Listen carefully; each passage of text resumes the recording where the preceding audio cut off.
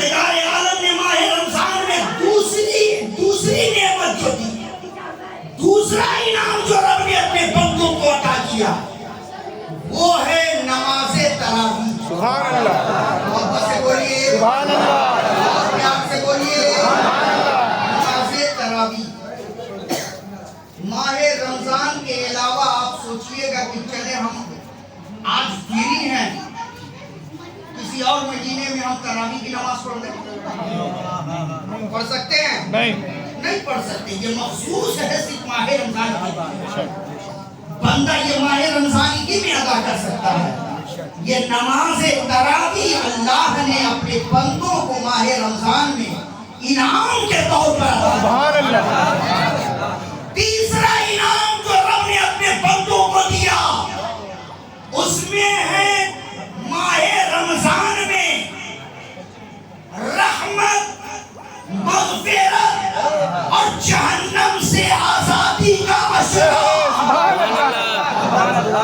जो माह रमजान में बंदों को रब ने दिया है, वो किसी और महीने में नहीं, किसी और महीने में नहीं कहा गया कि ये महीने का 10 दिन रहमत वाला है, ये महीने का 10 दिन मग़फ़िरत वाला है, इस महीने का 10 दिन जहन्नम से आजादी वाला है, नहीं कहा गया। बल्कि माह रमजान की ये खुसूसियत और फजीलत है कि रब ने माह रमजान में अपने बंदों को रहमत का अशरा फरमाया है, मग़फ़िरत का अशरा फरमाया है, जहन्नम से आजादी का अशरा। चौथी खुसूसियत वो है एतकाफ। सुभान अल्लाह। क्या है? एतकाफ। क्या है? एतकाफ। एतकाफ।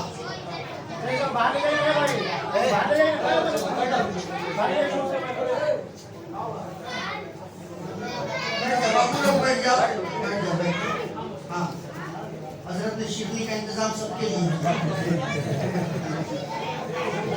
तवज्जो दो। आप लोग इधर देखिए, ज़हन इधर रखिए, उधर मत रखिए। हाँ, आपका ज़हन अगर इधर रहेगा तो फिर मेरा ज़हन डिस्टर्ब नहीं होगा। हाँ, एतकाफ आम दिनों में भी एतकाफ कर सकते हैं। 2 मिनट का एतकाफ, 5 मिनट का एतकाफ, 10 मिनट का एतकाफ, आधे घंटे का एतकाफ, मगर वो एतकाफ नफिल होगा, वो एतकाफ मुस्तहब होगा, वो एतकाफ सुन्नत होगा, सुन्नत होगा। लेकिन इसीलिए हुक्म है कि जब भी आप मस्जिद में दाखिल हो, चाहे रमजान में या और दिनों में, जब भी आओ, एतकाफ की नियत कर लिया। सुभान अल्लाह। एतकाफ की नियत करके मस्जिद में दाखिल हुआ। लेकिन माह रमजान की ये खुसूसियत है कि जो 10 दिन का एतकाफ परवरदिगार ने माह रमजान में बंदों को अता किया है, वो किसी और महीने में नहीं दिया। कि 10 दिन का एतकाफ बंदा मोमिन अल्लाह के घर में करता है तो परवरदिगार 2 हज और 2 उमरा का सवाब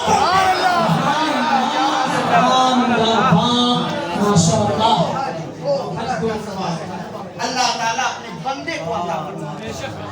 ये है बरकत। क्या 5वीं खुसूसियत बात समझ में आ रही है? 5वीं खुसूसियत लैलतुल क़द्र।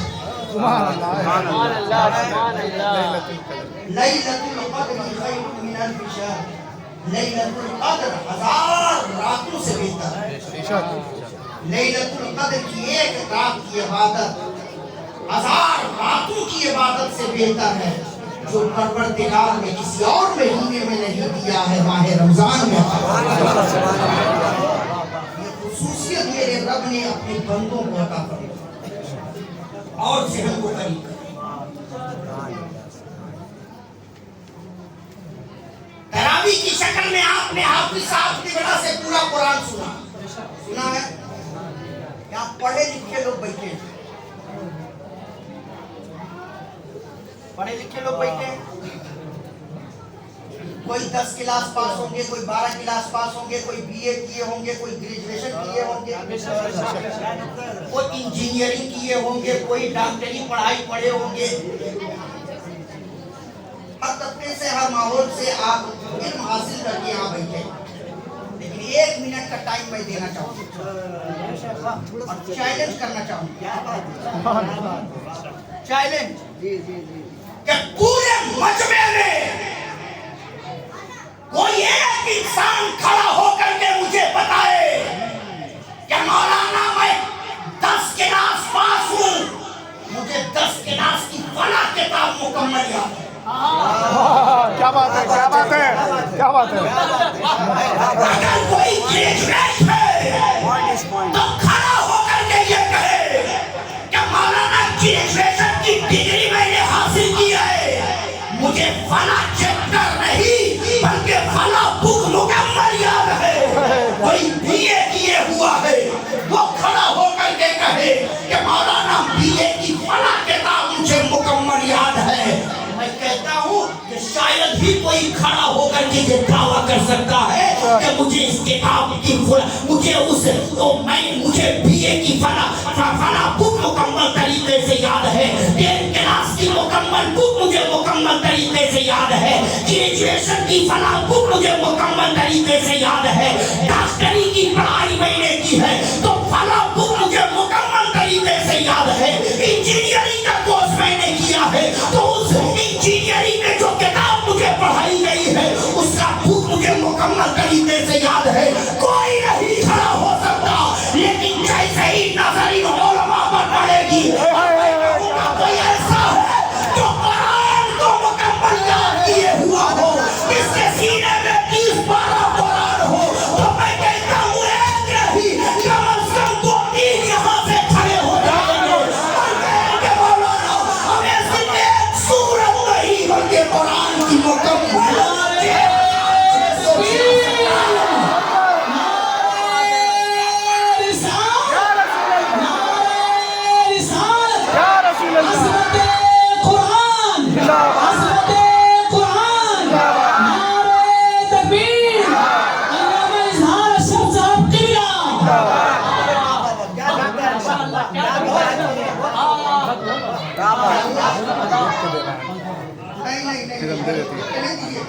ابھی لوہا گرم ہو رہا ہے جیو بے شک بے شک۔ توجہ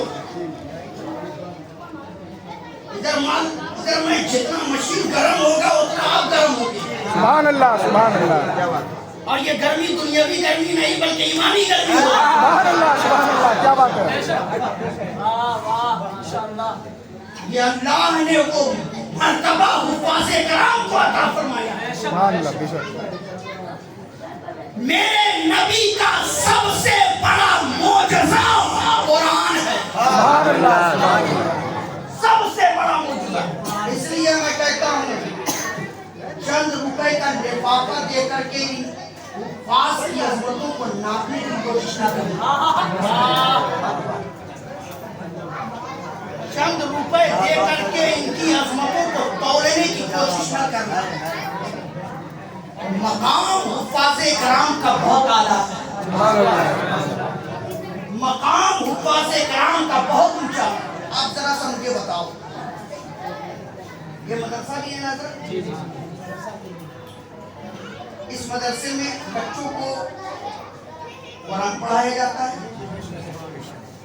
قرآن کی تعلیم دی جاتی ہے۔ جس ٹیبل پر، جس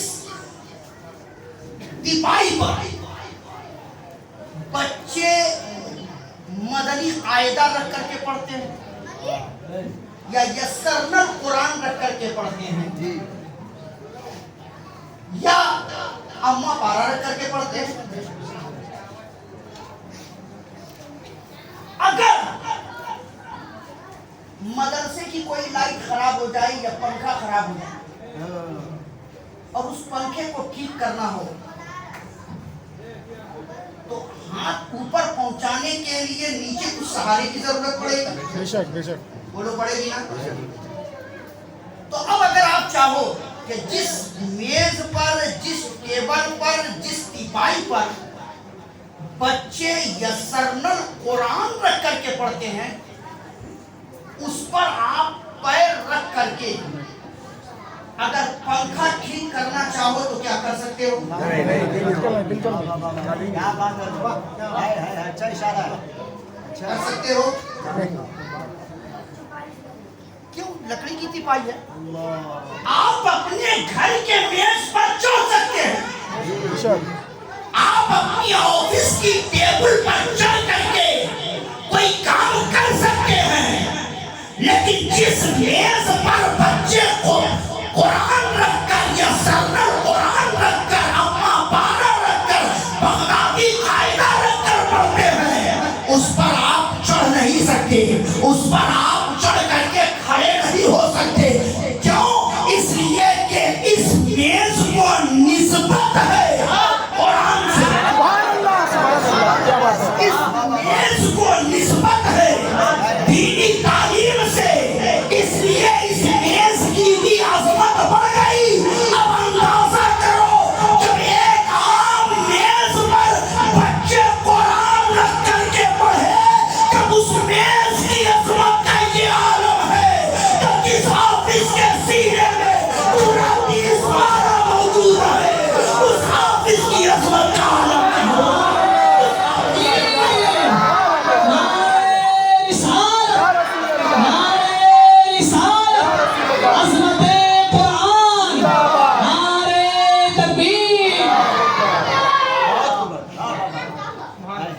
اس لیے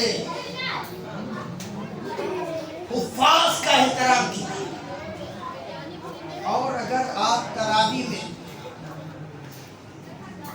جو نذرانہ آپ پیش کرتے ہیں، جو نذرانہ محبت آپ دیتے ہیں حافظ، تو کیا آپ کہہ سکتے ہیں کہ حافظ صاحب نے قرآن پڑھا ہے تو اس کی اجرت میں دے رہا ہوں؟ کیا بات ہے، کیا بات ہے، کہہ سکتے ہیں؟ نہیں۔ جو یہ سوچ بھی رکھے تو وہ تباہ ہے۔ جی جی بے شک۔ دنیا کے اندر کون ہے جو قرآن کے ایک حرف کی قیمت لگا سکے؟ قرآن میرے نبی کا معجزہ، یہی پہ ٹھہر کے ایک چیز سمجھا، میرے نبی کا معجزہ اور زندہ معجزہ۔ یورپ کے اندر ایک ویلفیئر سوسائٹی نے میٹنگ کیا، آپس میں گفتگو کی کہ دنیا میں جتنے بھی فسادات ہوتے ہیں، جتنے بھی جنگیں ہوتی ہیں، جتنی بھی لڑائیاں ہوتی ہیں، سب کہیں نہ کہیں مذہب کے نام پر ہوتی ہیں، مذہب کے نام پر۔ تو ان ویلفیئر سوسائٹی کے ممبران نے کہا کیوں نہ ہم لوگ محنت کریں اور ایسا کام کریں کہ پوری دنیا کے مذہب کے لوگ ایک پلیٹ فارم پر آ کر کھڑے ہوئے۔ تو ان لوگوں نے کہا ایسا کیا کیسے جائے گا، ایسا کیا کیسے جائے گا؟ تو ان لوگوں نے فیصلہ کیا کہ پہلے ہر مذہب کے عالموں کو بلایا جائے اور بلا کر کے ان سے بات کی جائے، اور جب ان سے بات کرنے کے بعد یہ پتہ چل جائے کہ ان کا مذہب سب سے اعلیٰ ہے، تو پھر اسی پر لوگوں کو توجہ دلائی جائے کہ سارے لوگ اس کے مذہب کو فالو کرو، سارے لوگ اس کے مذہب کو فالو کرو، اس کے مذہب کے طریقے پر چلو۔ کہتے ہیں کہ ان لوگوں نے فیصلہ کیا کہ 3 مذہب دنیا میں ایسے ہیں جن کا یہ دعویٰ ہے کہ ہمارا مذہب آسمانی مذہب ہے، ہمارا مذہب آسمانی مذہب ہے، ہمارا مذہب آفاقی مذہب ہے جو آسمان سے آیا ہے۔ کیوں نہ ہو پہلے جن کا مذہب آسمانی مذہب ہے انہی لوگوں کو بلا کر کے بات کیا جائے۔ تو وہ 3 مذہب والے ہیں کون؟ تو ان میں ایک نام آیا، ایک ہے یہودی، ایک ہے عیسائی اور ایک ہے مسلمان۔ مسلمان کا بھی یہ دعویٰ کہ ہمارا مذہب آسمانی مذہب ہے۔ کیا کسی دنیا کے انسان نے بنایا ہے؟ کیا ہم نے اور آپ نے طے کیا اور لوگ ماننے لگے؟ آسمان سے آیا۔ عیسائی مذہب بھی آسمان سے آیا، یہودی مذہب بھی آسمان سے آیا تو ان تینوں مذہب کے ماننے والے کو جو بڑے عالم ہیں ان کو بلایا. اب بلانے کے بعد دو جج بیٹھ گئے کہ اب ان لوگوں سے بات کی جائے. ذہن کو قریب کیجیے گا, بہت بڑی بات میں کہنے جا رہا ہوں. قرآن کی عظمت پر اس سے بڑی کوئی دلیل ہو ہی نہیں سکتی. سبحان اللہ, سبحان اللہ. عظمت قرآن دیکھیں. ویلفیئر سوسائٹی کے ممبروں نے کہا اچھا یہ بتائیے آپ تینوں کا مذہب کیا ہے؟ ایک نے کہا ہمارا مذہب یہودیت ہے, دوسرے نے کہا عیسائیت ہے, تیسرے نے کہا الحمدللہ میں مسلمان ہوں. سبحان اللہ, سبحان اللہ. تو اس نے کہا اچھا یہ آپ کا دعویٰ ہے کہ آپ کا مذہب آسمانی مذہب ہے؟ کہا الحمدللہ. مسلمان نے کہا الحمدللہ میرا مذہب آسمانی مذہب ہے. عیسائی نے کہا ہمارا مذہب بھی آسمانی مذہب ہے. یہودی نے بھی کہا کہ ہمارا مذہب آسمانی مذہب ہے. تو اب اس ویلفیئر سوسائٹی کے ممبروں نے کہا ہم نے پڑھا ہے کہ جو آسمانی مذہب والا ہوتا ہے, جو مذہب آسمان سے آتا ہے, اس مذہب کو پھیلانے والے کوئی نبی ہوتے ہیں. سبحان اللہ, سبحان اللہ. کیا بات ہے. کوئی نبی ہوتے ہیں. کیا آپ لوگوں کے بھی کوئی نبی ہے؟ یہودی نے کہا ہاں ہمارے مذہب میں ہمارے نبی حضرت موسیٰ علیہ السلام. عیسائی نے کہا ہمارے نبی حضرت عیسیٰ علیہ السلام ہے. مسلمان نے کہا ہمارے پیغمبر کا نام محمد رسول اللہ صلی اللہ علیہ وسلم. کیا بات ہے. اب ان ویلفیئر سوسائٹی کے ممبروں نے کہا چلو آپ نے یہ تو بتا دیا کہ ہمارا مذہب بھی کسی نبی سے تعلق رکھتا ہے, لیکن ہم نے کتابوں میں یہ پڑھا ہے کہ جو نبی ہوتا ہے اللہ اسے معجزہ عطا کرتا ہے. سبحان اللہ, سبحان اللہ. اللہ اسے معجزہ عطا کرتا ہے. کیا آپ کے نبیوں کے پاس بھی معجزہ ہے؟ تو موسیٰ کے ماننے والوں نے کہا ہاں میرے نبی کا بھی معجزہ ہے. ایسا معجزہ ہے کہ اگر ڈنڈا اگر پانی پر مار دے, دریا میں مار دے تو پانی راستہ بنا دے. ایسا معجزہ ہے کہ ڈنڈے کو حکم دے دے تو ڈنڈا اجدہا بن جائے. بہت سارے معجزات ہیں. عیسائی نے کہا ہاں ہمارے بھی پیغمبر کے معجزات ہیں. کہا کیا ہے؟ کہا ہمارے پیغمبر کے معجزات یہ ہے کہ ہمارا پیغمبر اگر کن بِإِذْنِ اللَّهِ کہتے تو مردہ زندہ ہو جائے. ہمارا پیغمبر اگر پتیوں پر ہاتھ لگا دے تو وہ جڑی بوٹی کا کام کرنے لگ جائے. بہت سارے معجزات ہیں. مسلمان سے پوچھا کیا تمہارے نبی کے بھی معجزات ہیں؟ مسلمان نے کہا الحمدللہ میرے نبی کے معجزات ایک نہیں دو نہیں بلکہ بے شمار ہے.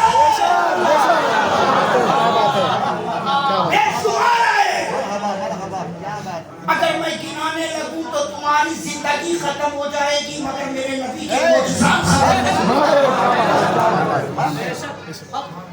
اب وہ ویلفیئر سوسائٹی کے ممبروں نے کہا تھا ہم نے کتابوں میں پڑھا ہے کہ جو نبی معجزہ لے کر آتا ہے, معجزہ لے کر آتا ہے, جب تک وہ دنیا میں رہتا ہے اس وقت تک اس کا دور رہتا ہے. اس وقت تک اس کا دور رہتا ہے.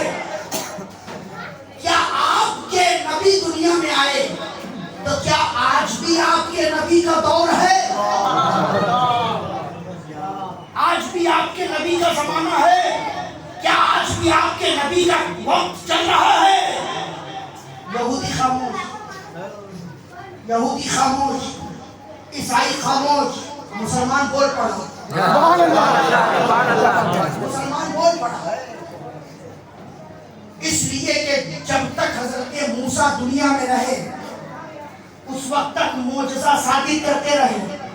موسیٰ چلے گئے, معجزہ ساتھ چلا گیا. آج اگر کسی کو حضرت موسیٰ کی لاٹھی مل بھی جائے تو وہ اسے اژدہا نہیں بنا سکتا. آج اگر کسی کو حضرت موسیٰ کی لاٹھی مل بھی جائے تو وہ لاکھ دریا میں مارے کے راستہ بنا دے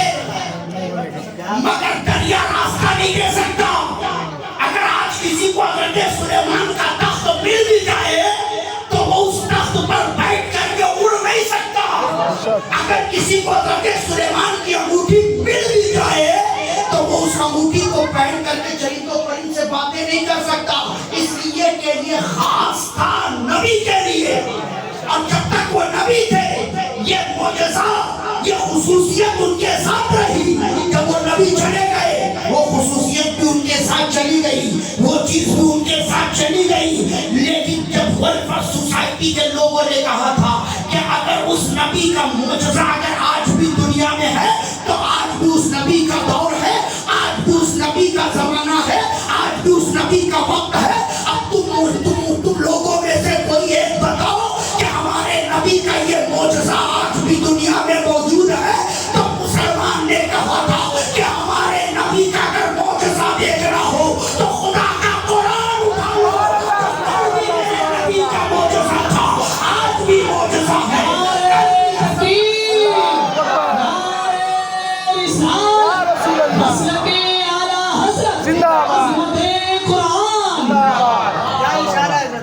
کل بھی یہ اثر رکھتا تھا, آج بھی یہ اثر رکھتا ہے. کل بھی یہ دل بدلتا تھا, آج بھی یہ دل بدلتا ہے. کل بھی یہ رہنمائی کرتا تھا, آج بھی یہ رہنمائی کرتا ہے. کل بھی یہ لوگوں کو صراط مستقیم پر چلنے کی ترغیب کرتا تھا, آج بھی یہ لوگوں کو صراط مستقیم پر چلاتا ہے.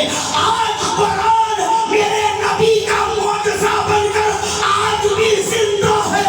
تو کوئی ثابت ہو گیا کہ میرے نبی کا معجزہ آج بھی زندہ ہے. میرے مصطفیٰ کا دور آج بھی ہے, کل بھی تھا, قیامت کی صبح تک مصطفیٰ کا دور.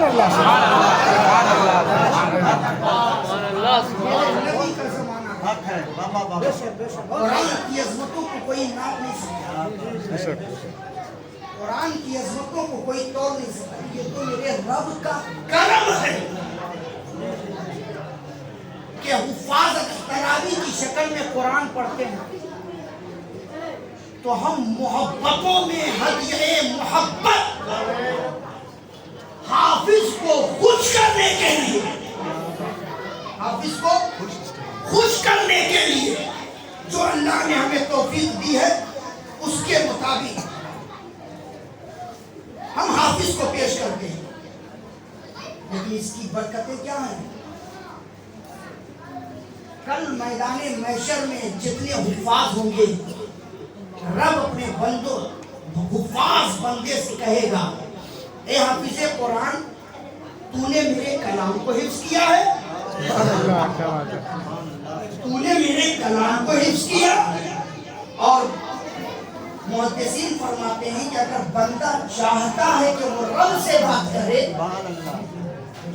اگر بندہ چاہتا ہے کہ وہ رب سے گفتگو کرے تو اسے چاہیے کہ وہ قرآن کی تلاوت کرتا رہے, قرآن کی تلاوت کرتا رہے. جو قرآن کی تلاوت کرتا ہے گویا وہ رب سے بات کرتا ہے, وہ رب سے ہم کلام ہوتا ہے.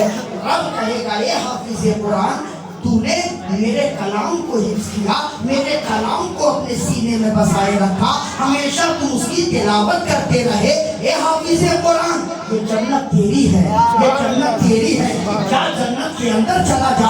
حافظ قرآن کو جیسے ہی حکم ہوگا کہ تم جنت میں چلے جاؤ, حافظ قرآن رب کے حکم کو مان کر جنت کے دروازے پر جائیں گے اور کھڑے ہو جائیں گے. جنت کو دیکھیں گے, جنت کی وسعتوں کو دیکھیں گے, جنت کے محلات کو دیکھیں گے, جنت کے خوبصورتی کو دیکھیں گے, جنت کے باغات کو دیکھیں گے, جنت کی لمبائی اور چوڑائی کو دیکھیں گے. سوچیں گے دنیا میں تھا تو 10x10 کے روم میں اکیلا رہتا تھا. جب دنیا میں تھا تو 400 اسکوائر فیٹ کے فلیٹ پر میں تنہا رہتا تھا. جب دنیا میں تھا تو اللہ نے توفیق دی تو 1 کٹھا زمین پر گھر بنا کر کے رہتا تھا. مگر یہ اتنی بڑی جنت, جنت میں ہم اکیلا کیسے رہیں گے, اس جنت میں ہم تنہا کیسے رہیں گے. حفاظ کلام جنت کے دروازے پر کھڑے ہو جائیں گے. رب کہے گا اے حافظ قرآن جنت تیری ہے, تم قرآن پڑھتے جاؤ. جتنا قرآن پڑھ کر کے آگے بڑھتے جاؤ گے جنت کی حدیں تیری ہوتی جائے گی, وہ جگہ تیری ہوتی جائے گی. جاؤ جنت کے اندر چلے रहे मौला, तूने तो मुझे इजाजत दे दी है कि मैं जन्नत में जाऊं, लेकिन ए मेरे मौला, मैं अपने माँ बाप को छोड़कर जन्नत में कैसे जा सकता हूँ, मैं अपने भाइयों को छोड़कर जन्नत में कैसे जा सकता हूँ, मैं अपने बहनों को छोड़कर जन्नत में कैसे जा सकता हूँ। ए मेरे मौला, जिस तरीके से मैं दुनिया में माँ बाप के साथ रहता था, जिस तरीके से दुनिया में मैं अपने भाइयों बहनों के साथ रहता था, मौला इजाजत दे देना, इतनी बड़ी जन्नत है, इस जन्नत में हम अपने घरवालों को साथ लेकर के जाए, इस जन्नत में अपने भाई बहनों को साथ लेकर के जाए।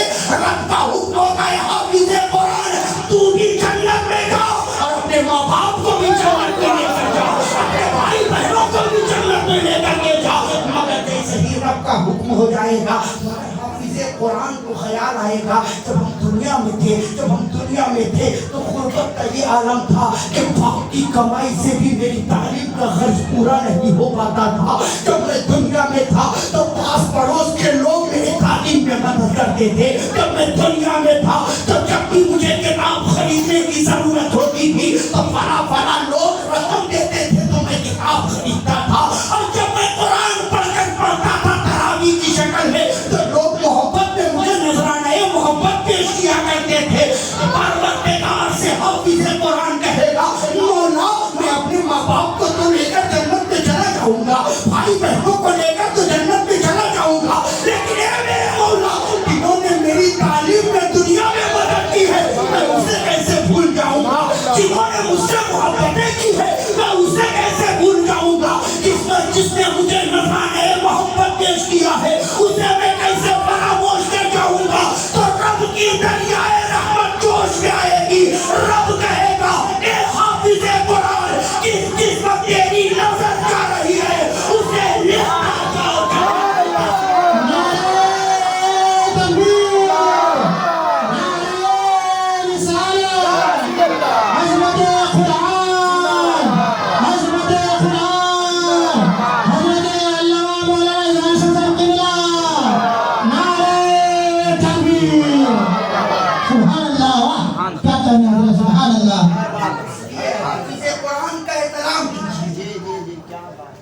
जितना ज्यादा से और किसी भी हाफिज को किसी भी आलिम को हेज नजर से ना देखना, नीची नजरों से ना देखना। अपने इलाके का एक आलिम पूरे इलाके का सुल्तान होता है,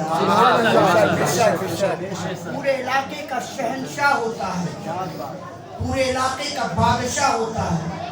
और बुजुर्गान दीन तफसीर की किताबों में फरमाते हैं कि जिसने किसी आलिम की तौहीन की, अगर उसकी आक़िबत अगर देखना चाहते हो तो उसके मरने के बाद में उसके कब्र को खोलकर उसका चेहरा देखना। यहाँ तक के फरमाते हैं हुजूर मुजाहिदे मिल्लत कि अगर किसी ने किसी आलिम की तौहीन की तो 7 नस्लों तक अल्लाह उसके खानदान में कोई आलिम पैदा नहीं। सोचिए, इसलिए उलमा का एहतराम कीजिए, आलिम का एहतराम कीजिए, हुफ़ाज़ का एहतराम कीजिए। ये आपकी मोहब्बतें हैं जो आप नजराने मोहब्बत हाफिज़ साहब और अपने इमाम साहब मोहसिन साहब मदरसे के मुदर्रिसीन को आप पेश करते हैं, जरूर से जरूर कीजिए। इसलिए मैं गुजारिश करूंगा कि अगर कुछ लोग ये सोच रहे हैं कि मौलाना बोलेंगे तो देंगे, कुछ लोग इंतजार में रहते हैं, कुछ लोग ये सोचते हैं। और कुछ लोग ऐसे भी होते हैं जो सोचते हैं कि हम पैसा दें तो माइक में मेरे नाम का ऐलान भी होगा। होते हैं ऐसे हैं के लोग। लेकिन एक चीज मैं बता दूं, जो बात आगे टाइम हो गया, खत्म कर दिया जाए, खत्म कर दिया जाए। थोड़ा सा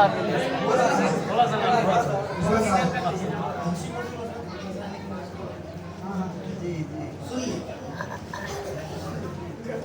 हदीसे पाक में आता है अल्लाह की राह में जब भी खर्च करना